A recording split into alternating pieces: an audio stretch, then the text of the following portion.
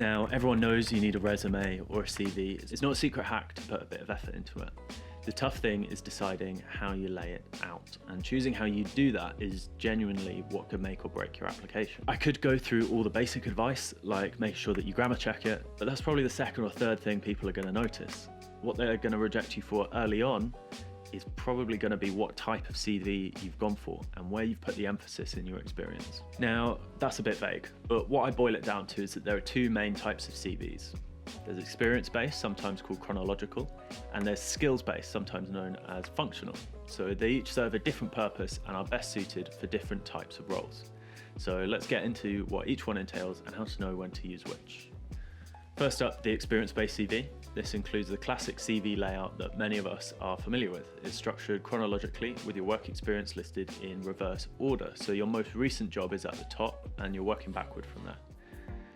What you'll see for most jobs are your name, contact info, two-line overview of what you're like as a person, then your recent experience with all the timings and a bit of description on responsibilities in the job.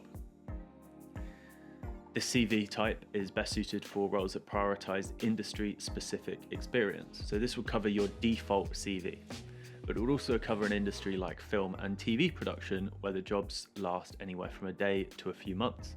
So the hiring producer would want to see at a glance where you've worked, what you've done, and when.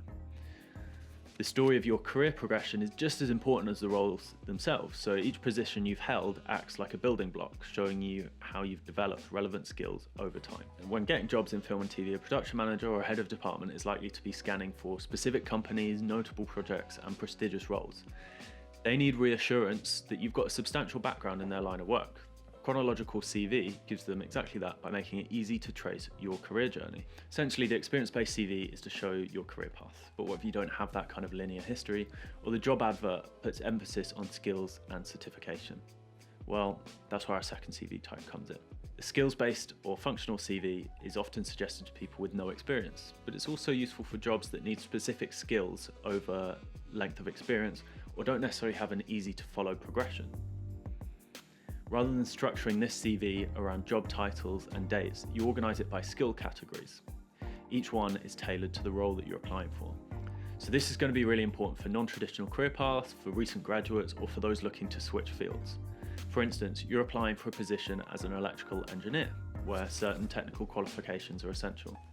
Structuring your CV by putting skills front and centre allows you to put those certifications, maybe in wiring standards, saying you can do PLC programming or particular safety regulations, as the most noticeable, rather than burying them under a job title from 3 years ago.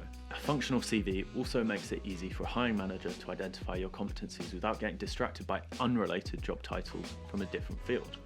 Alright, so we've covered the basics of what different CVs mean. Now, let's look at how to choose between them when applying for specific roles. Firstly, if you're unsure, go for the default CV. But if you read the job description and it's asking for specific qualifications, think about putting them at the top. If you don't have any relevant experience, you're definitely going to be listing skills, and any scraps of work you might have done are going to be in a short list at the bottom. In short, the experience-based CV is a bit like storytelling, and showing that the job you're applying for is the natural progression in your career narrative. Whereas the skills-based CV is about strategically showcasing your competencies and making sure that you meet the baseline for the role in terms of qualifications or hands-on experience. And choosing the right one depends on the role and what the employer values most, a rich career narrative or specific technical ability. So to wrap things up, whether you choose a skills-based CV or experience-based CV really comes down to understanding the role and what the employer is probably looking for. Each CV type has its strengths. Experience-based is best when you want to showcase a continuous career in a particular field, while the skills-based format is ideal for emphasizing specialized competencies. So next time you're crafting a CV, take a moment to think about the role, the industry, and what makes you the best candidate for the job. By aligning your CV format with the specific needs of the job, you're not just telling your story, you're telling it in the way they need to hear it. Thanks for watching, and as always, I hope you found this helpful. If you did, consider subscribing for more insights on building your career knowledge, and I'll see you next time.